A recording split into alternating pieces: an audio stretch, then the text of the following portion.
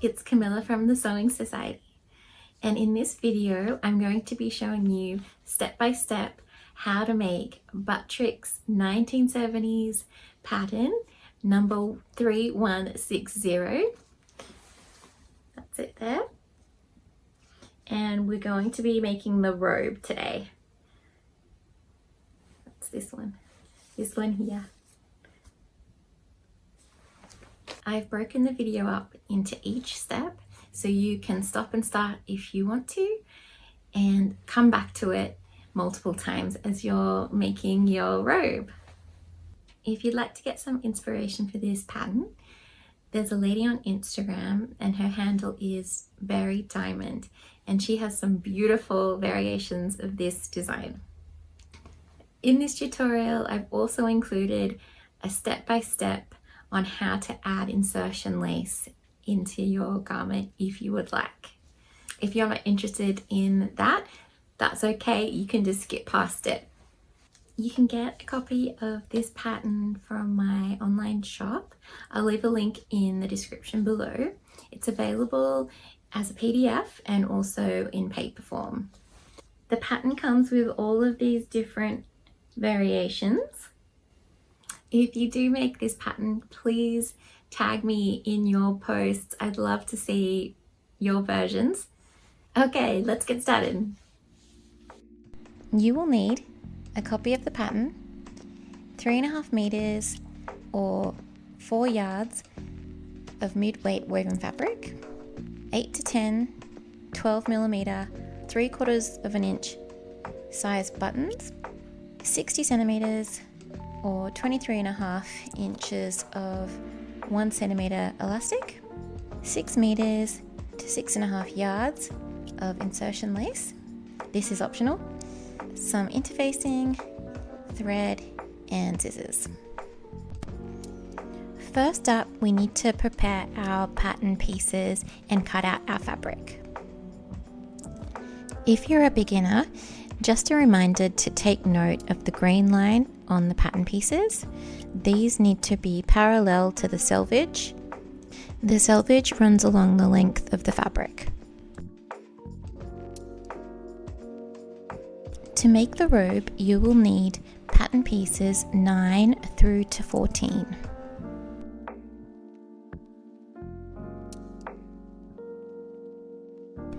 Also take note of the pattern pieces that need to be placed on the fold. They need to be placed right on top of the fabric fold line.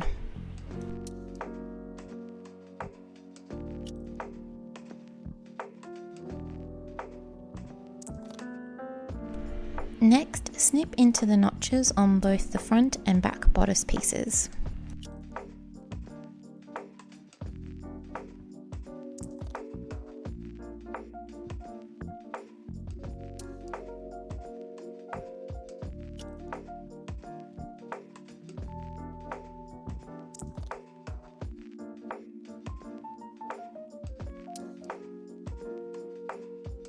To mark in the dart placement, you will need a ruler and a fabric marking tool. I'm using an air erasable pen.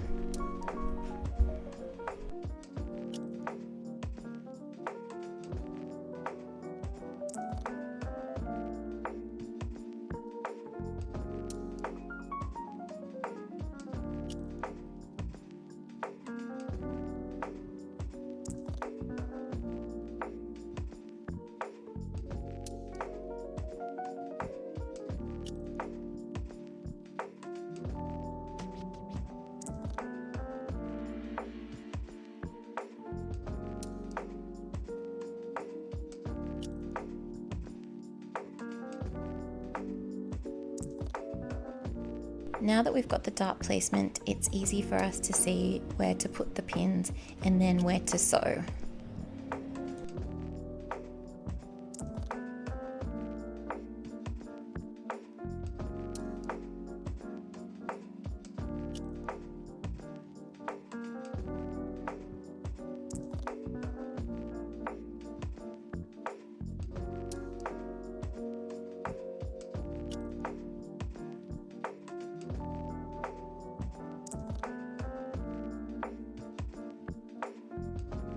Start at the point of the dart and work your way down.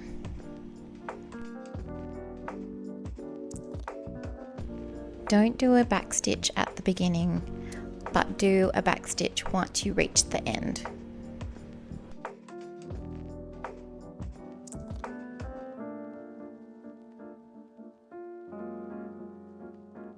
The tip of the dart will look nicer if we hand knot the threads rather than back stitching at that point.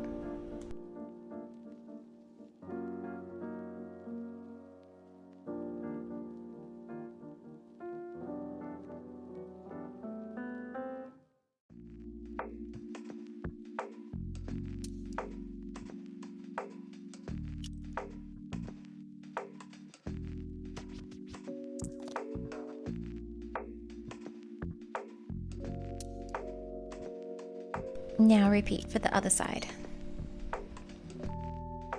Now we need to prepare the fusing for the facing pieces. I'm using iron-on interfacing. The adhesive side is the rough side.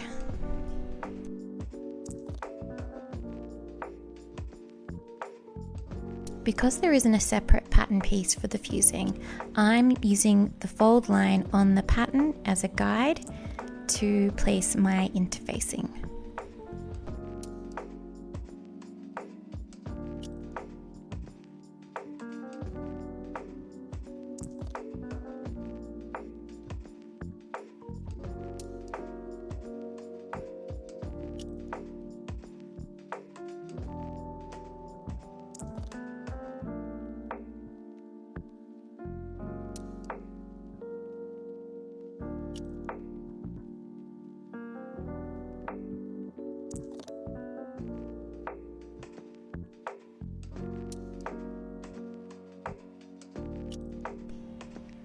Interfacing is applied to the wrong side of the fabric.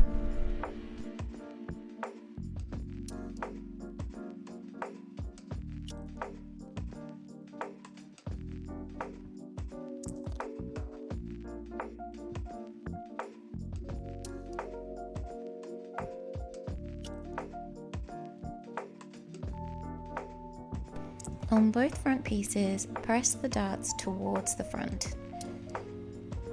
Then apply the interfacing.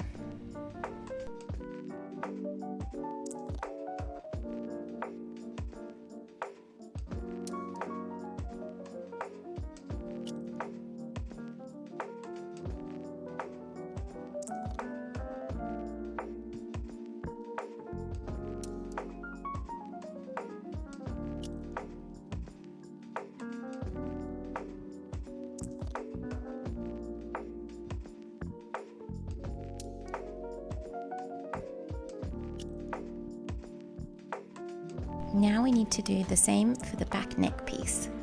Use the same pattern piece to cut out the fusing.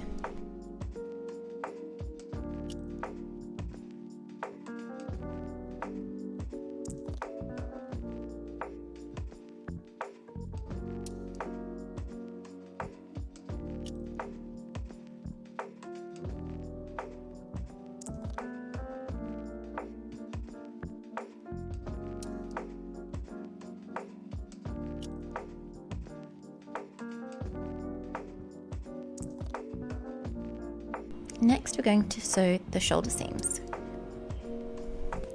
With right sides together, line up the shoulder seams on the front and the back pieces, pinning and sewing in place with a 1.5 centimeter seam allowance.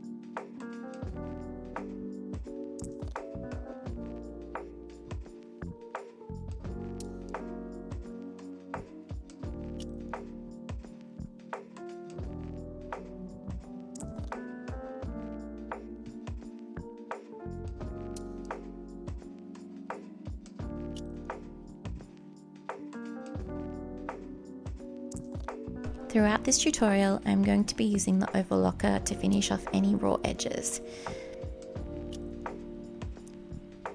If you don't have an overlocker, use the zigzag stitch on your machine.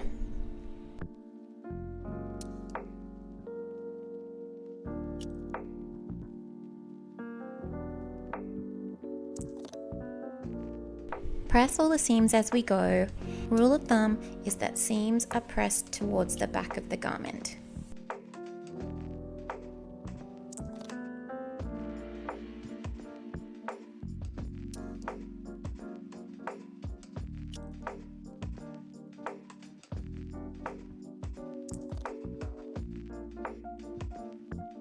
With right sides together, we're going to attach the back neck facing to the front neck facing, like this.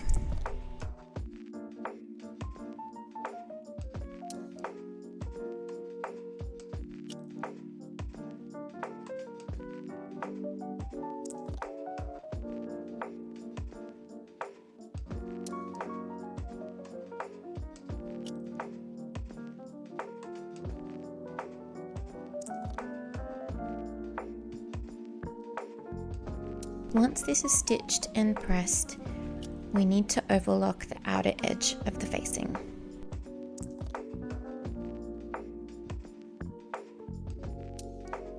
Next, the facing needs to be attached to the bodice. Line up the shoulder seams and the notches to get the positioning correct.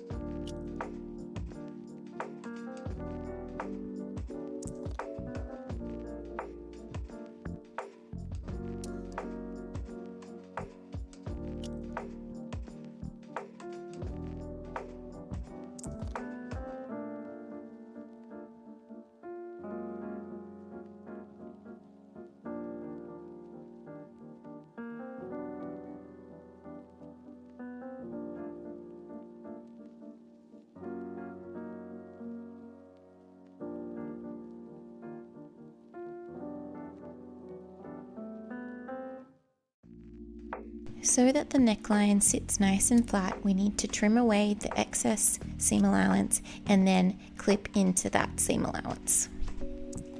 Be extra careful here not to snip into the stitches.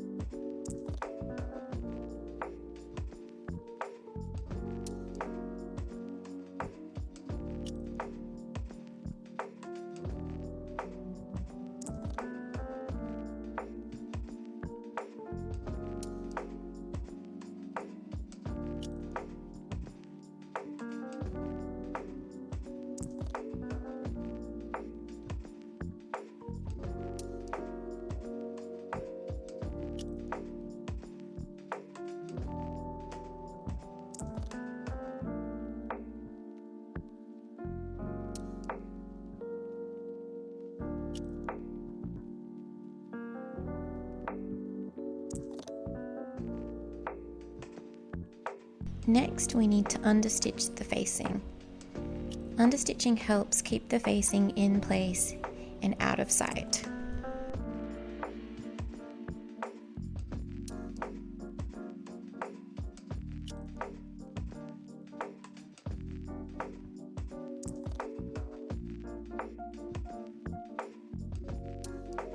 Make sure that the seam allowance is going in the same direction as the facing so that you're catching it in the understitching. Stitch as closely as you can to the seam line.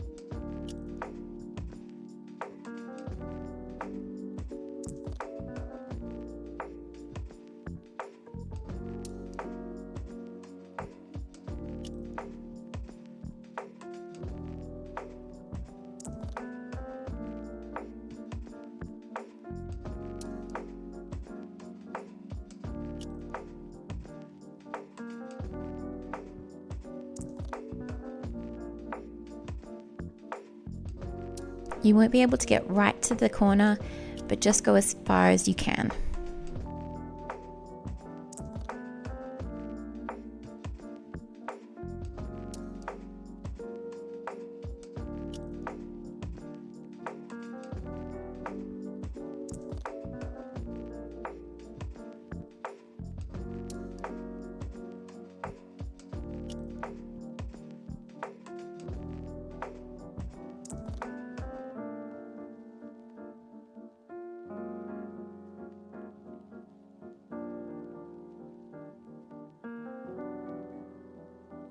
After giving that all a really good press, we need to tack the facing in place so it doesn't move around. You can either do this by hand or on the machine.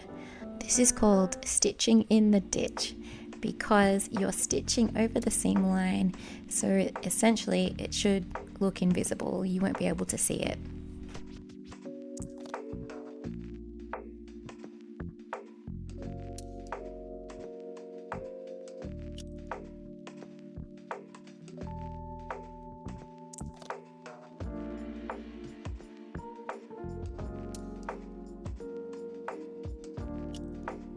I'm going to show you a quick method of putting in insertion lace.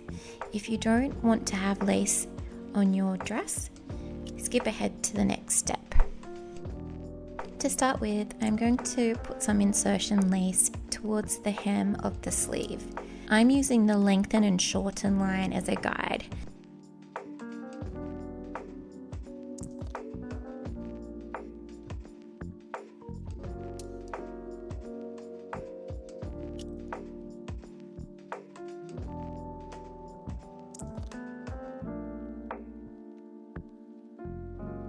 On the right side of the fabric, mark where you'd like your lace to be positioned.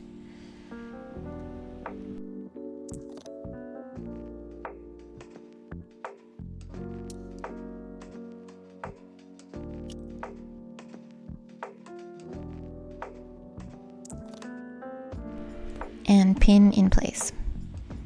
Leave a little bit of lace hanging over each end of the sleeve just to give yourself a bit of grace.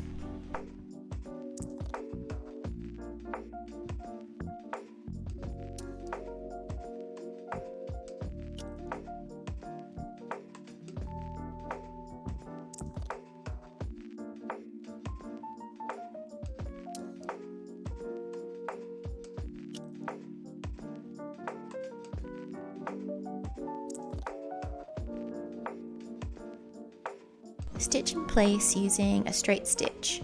I used a slightly longer stitch to help maneuver over the lace.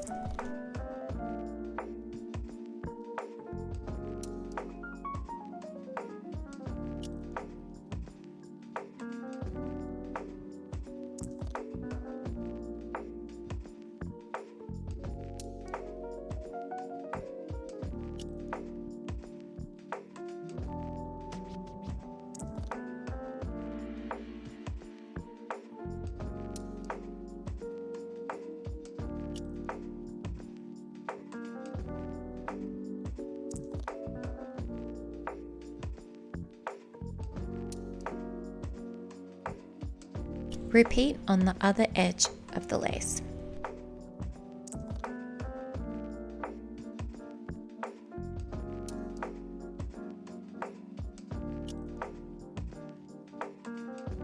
Give it a good press on both sides.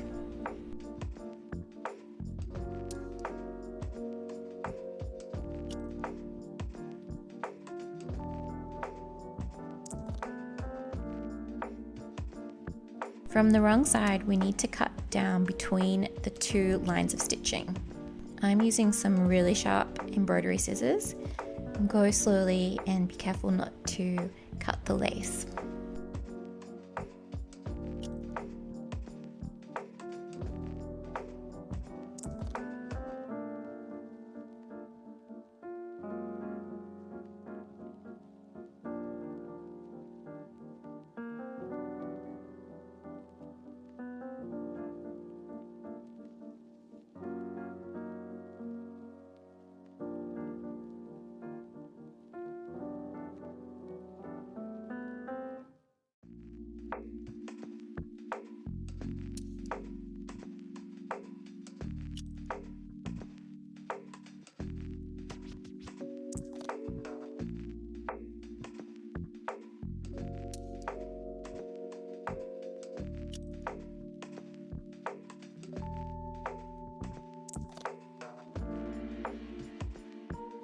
Press open, now exposing the beautiful lace underneath.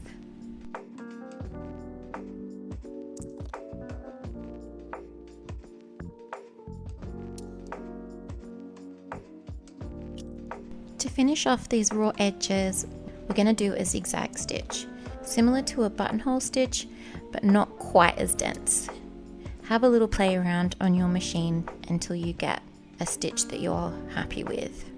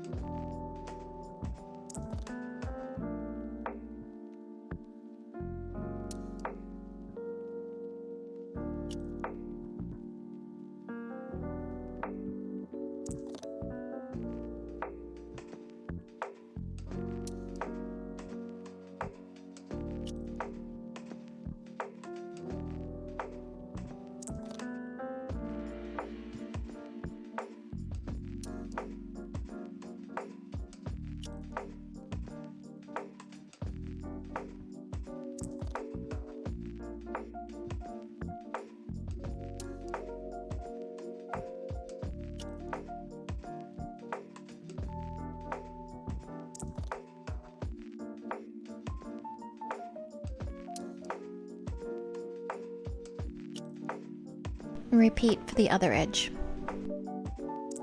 Look how pretty! It looks so lovely. Now all we need to do is trim away the excess. I'm using these duckbill scissors. They're really good for helping to protect the side of the fabric that you're not cutting. However, I still had some close calls, even with the duckbill scissors. So be careful as you're going, go really slowly. You can use any kind of scissors, just something that you're comfortable with.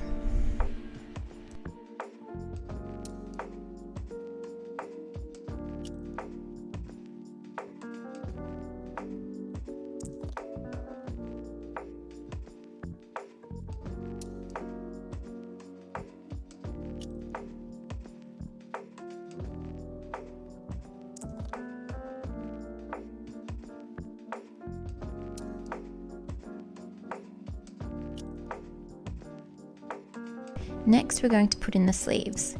I'm going to put insertion lace into the sleeve as well.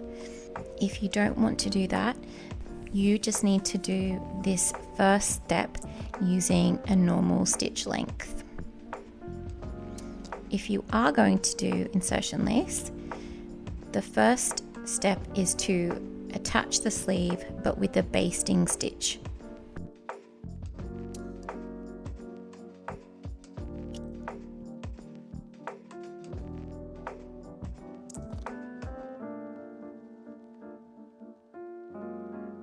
With right sides together, pin the sleeve to the front and back bodice,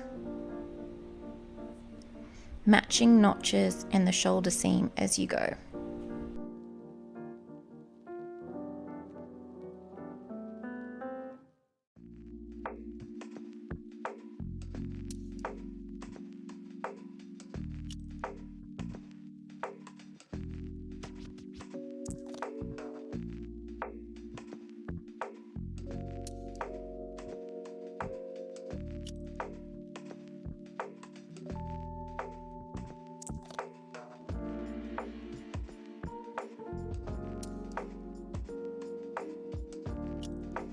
Do the same for the other side.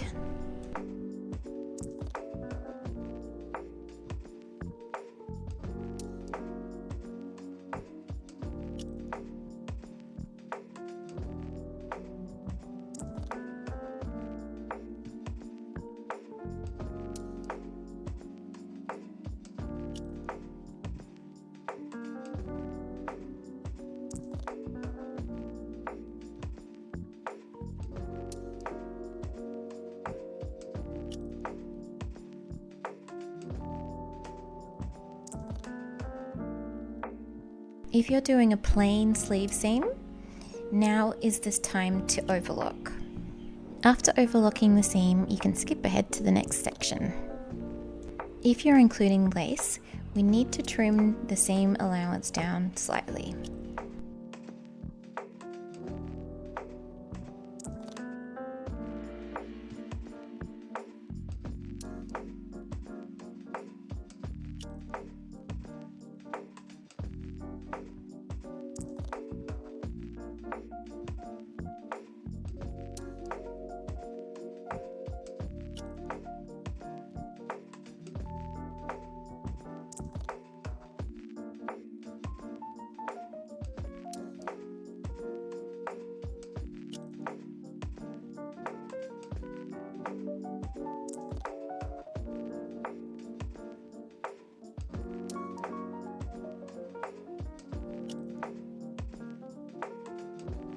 Next, we're going to pin the lace in place over the top of the seam that we've just sewn.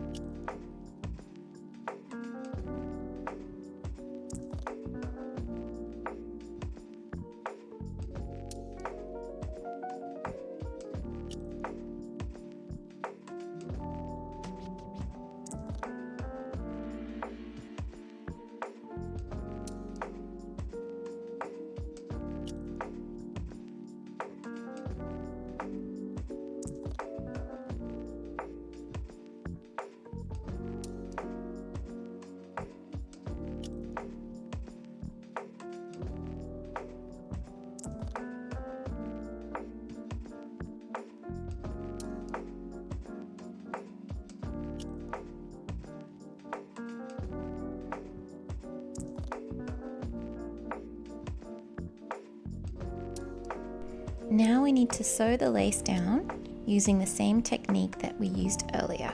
However, this time we need to push the seam allowance out of the way so we don't get it caught in the stitches.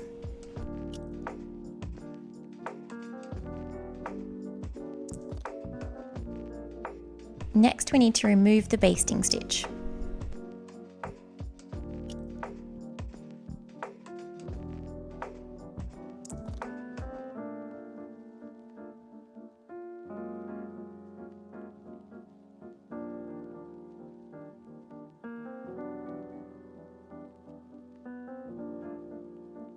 Once the stitch is removed, we can press the seam open. To finish off the edges, we'll use the same zigzag technique that we used earlier, and then trim away the excess fabric.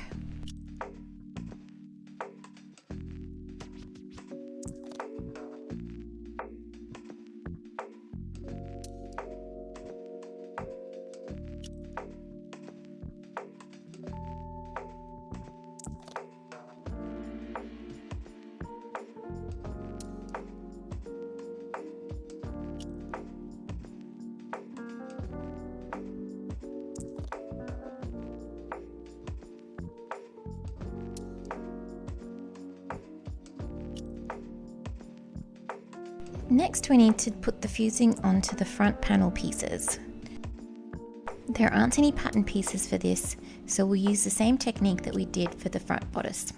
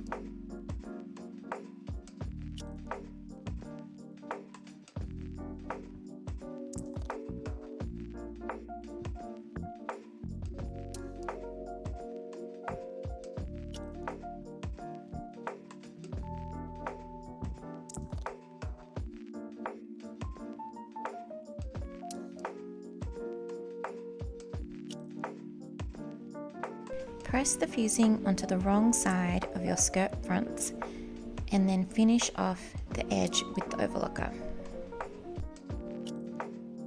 Next, it's time to gather the front and back skirt pieces. Stitch 2 rows of basting stitch along the top of the back skirt piece.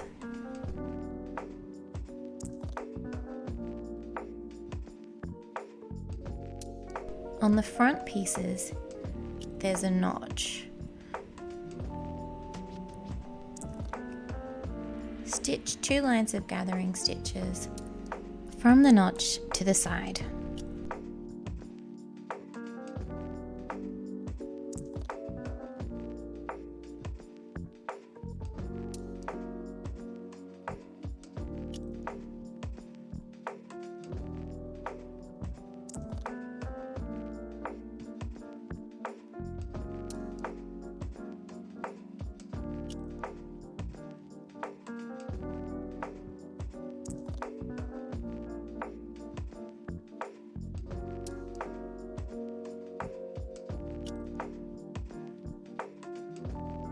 Next, we need to attach the skirts to the bodice. Starting with the front piece, right sides together, pin both ends,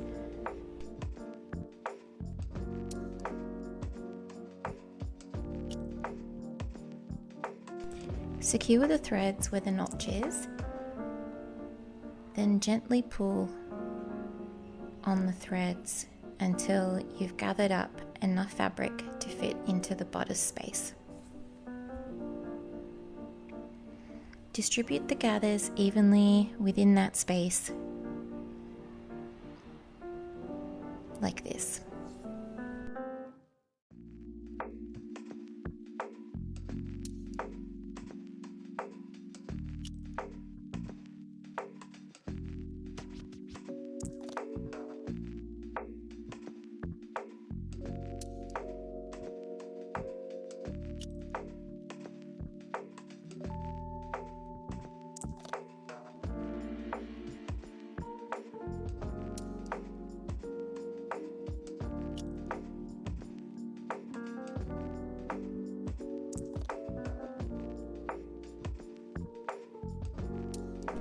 Stitch in place with a regular length stitch, and once you've done that, we need to remove the basting stitches or the gathering stitches. Then overlock and repeat this process for the other side.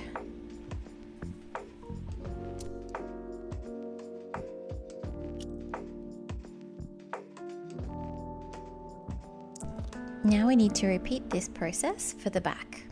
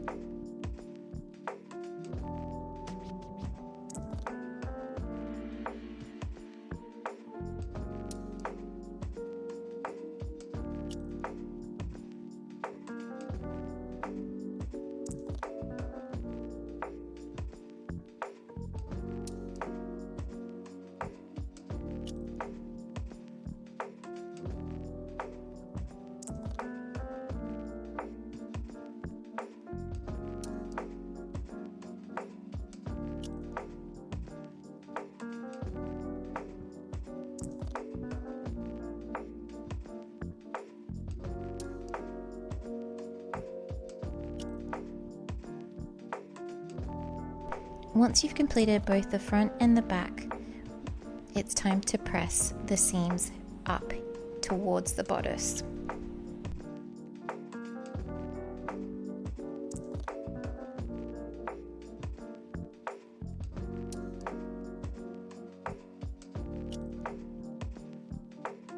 To keep the front facing in place, we're going to stitch in the ditch like we did for the shoulders.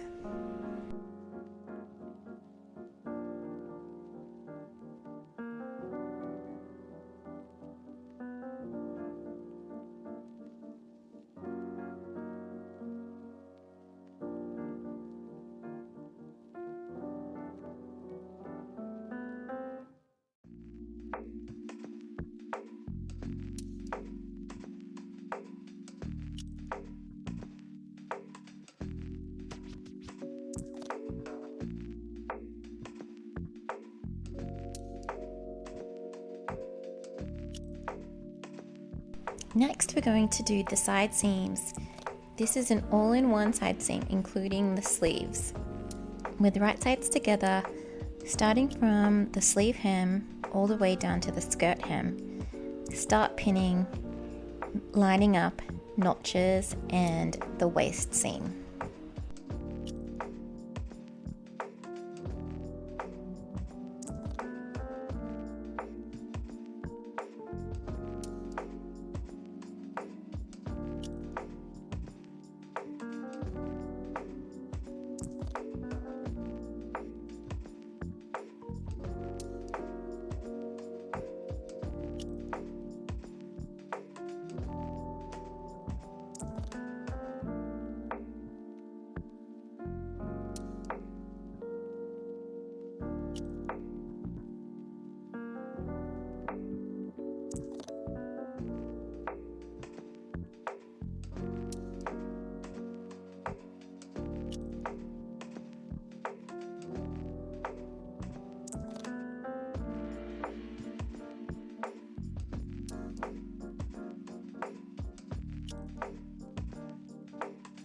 When you come to overlock this side seam, there is a little bit of a trick to get around the corners of the pocket bag.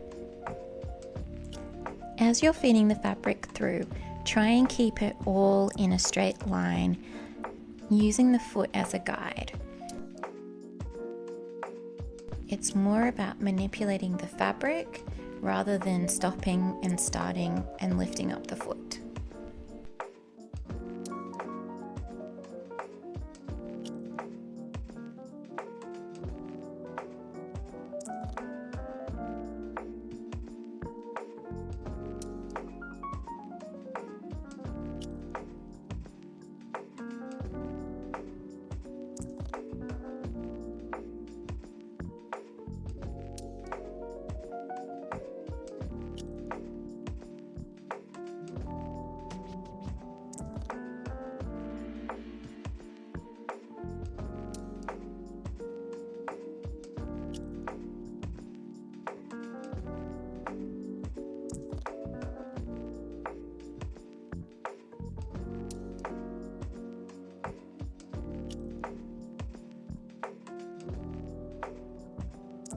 Now it's time to finish off the sleeves. We need to cut 2 pieces of elastic. I took the measurement from just under my elbow plus 1 inch or 2 centimeters to allow for sewing. To make the elastic casing, I pressed up 1 centimeter and then 1.5 centimeters to encase the elastic. However, use the measurements that are suitable to your width of elastic.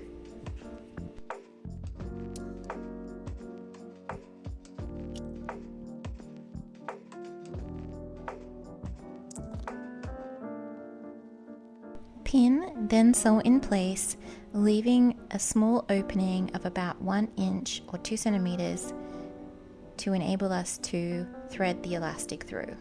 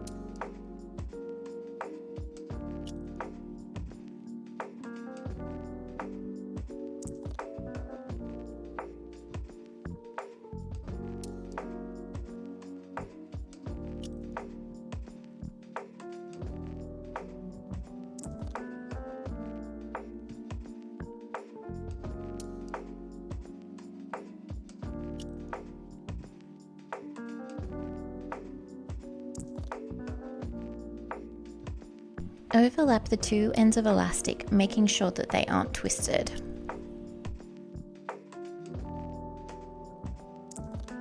Sew together on the machine using a zigzag stitch. This makes it still stretchy.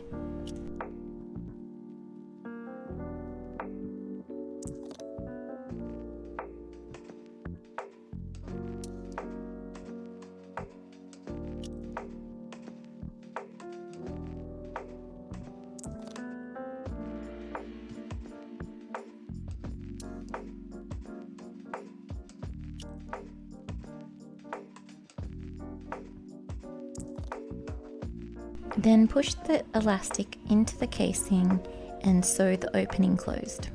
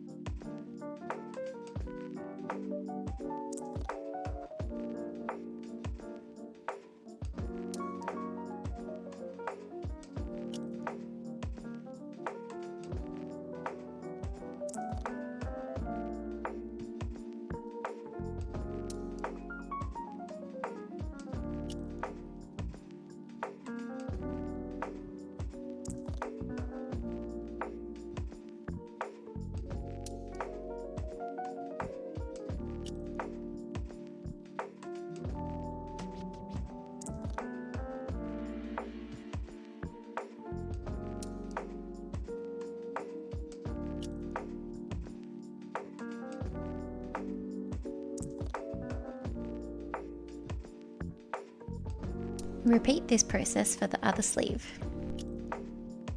Now it's time for the hem. As you can see, I've also added some insertion lace around the bottom of the dress.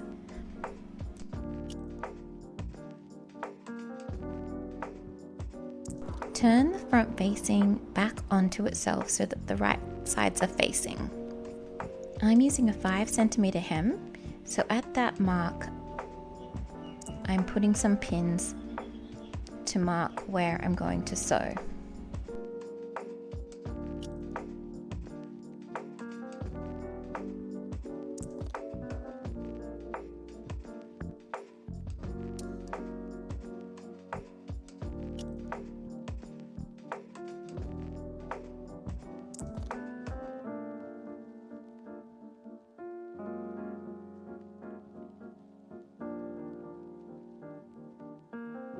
Turn right side out, making sure the corners are nice and sharp.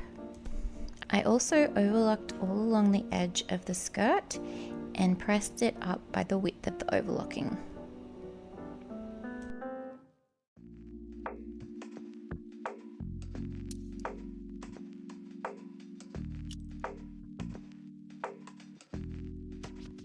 Because the bottom of the hem is larger than where we've folded it up to, we need to ease the excess into the skirt.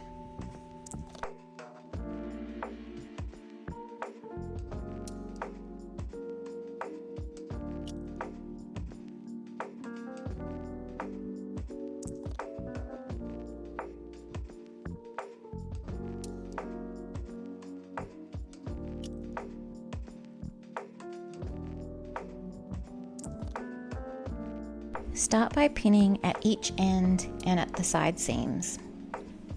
Then when we stitch the hem, we will ease as we go.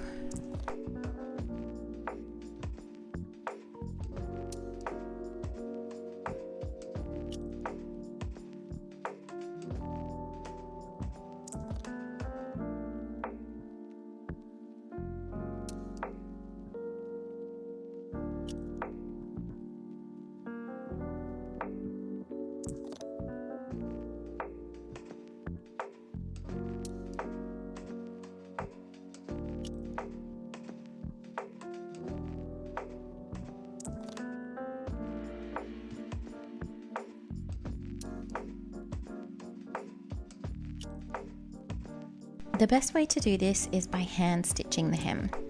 To do this, I start by securing the thread in the facing.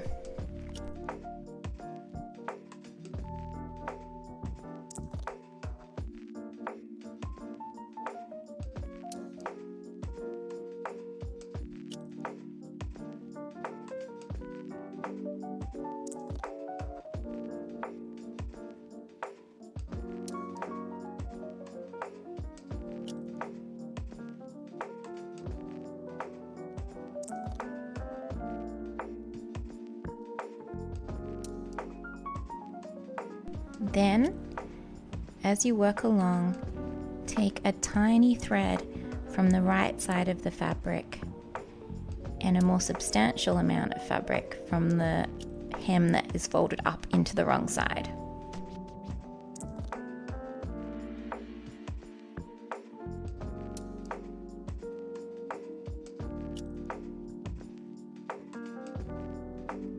I hope that makes sense and that you can see well enough from the video. Continue hemming along the skirt, easing in excess fabric as you go.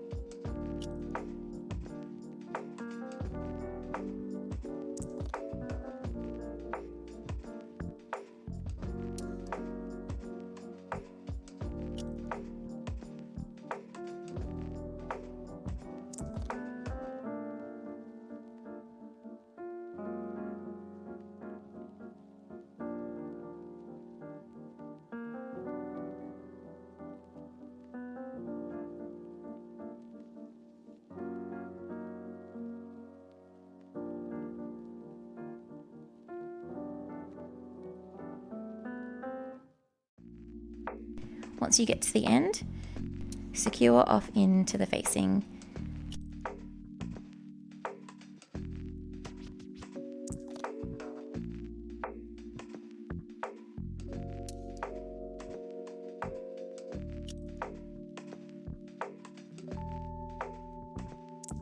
Now we're at the very last step, the buttons and buttonholes.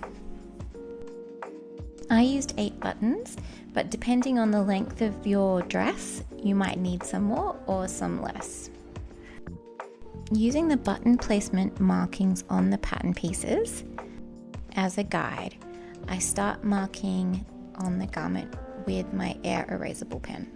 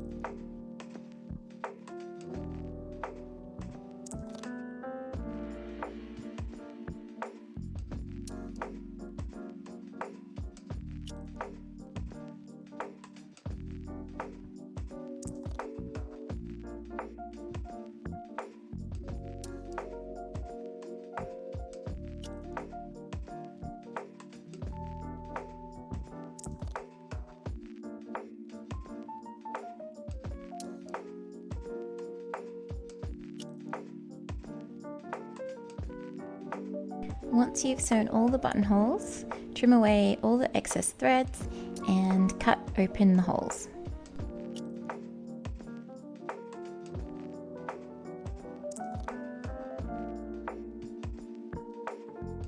I like to use these super sharp embroidery scissors. I start in the middle and then cut to each end. Lay your dress out nice and flat and match up the waist seam, the neckline and the hem. Pin everything in place along the button tab. Then with the pencil, go through the buttonhole and make a mark on the other side of the button tab so you know where to sew your button. I like to use a pencil because it's got a nice fine tip, and once the button's sewn on you won't be able to see any marking.